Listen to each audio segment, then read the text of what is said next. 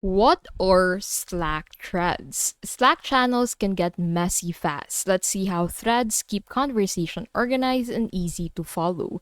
So, what are threads? Threads are side conversations linked to a specific message. So, instead of replying in the main channel, you reply in a thread to keep discussions focused.